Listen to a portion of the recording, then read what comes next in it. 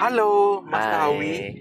Tanya kepada memenangi kejohanan urutan Asia Tenggara 2025, bolehkah kongsikan apa makna kemenangan ini kepada anda dan bagaimana perasaan anda diiktiraf sebagai yang terbaik di rantau ini?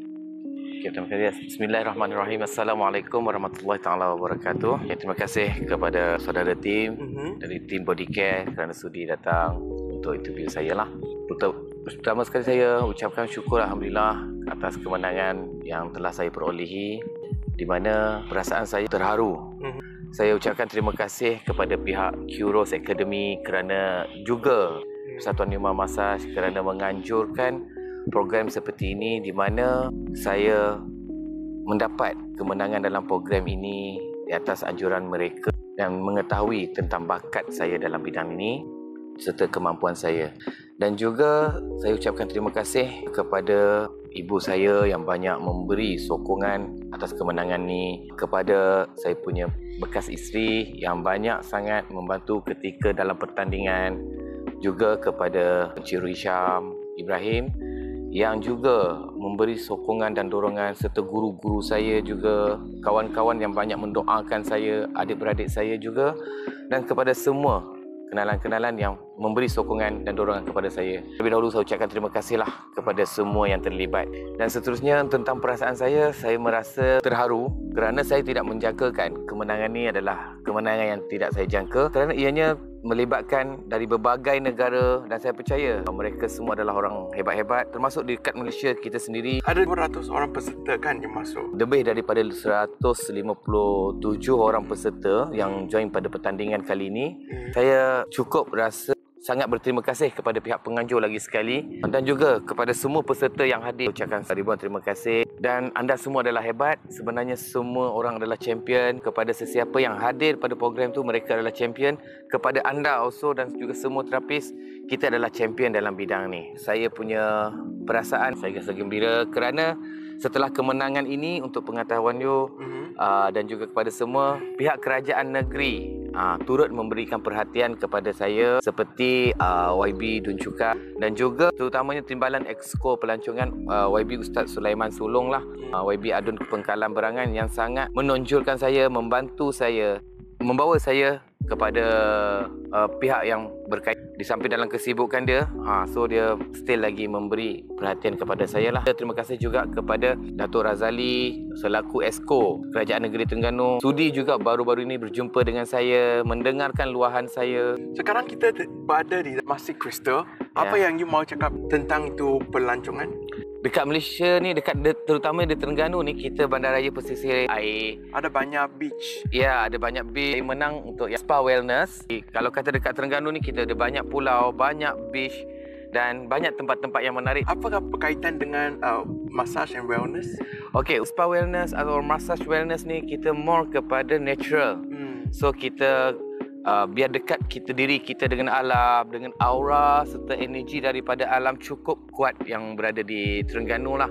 Kalau lebih banyak orang ada skill ini, boleh tambahkan income kepada industri pelancongan kan? Ya, saya harapkan juga macam seperti mana yang Cik Tim cakap tadi, di Terengganu sekiranya kita boleh jayakan program yang saya telah cadangkan dan bakal untuk kita laksanakan di Terengganu, antaranya konsep beach massage tapi by Muslim SOP. Kita akan bagi orang feel untuk menatap dengan alam, di samping still lagi dapat dengan massage yang kita sedang akan laksanakan tak lama lagi lah. Hello, welcome again. Hari ini kita jumpa dengan juara Southeast Asia Massage Championship 2025. Mr. Awi, apakah teknik atau gaya unik yang anda gunakan dalam pertandingan yang membuatkan anda menonjol berbanding peserta lain? Pertama sekali, saya menang kategori spa wellness sebelum saya bertanding ke peringkat seterusnya, pertandingan akhir, iaitu antara juara-juara kategori lah.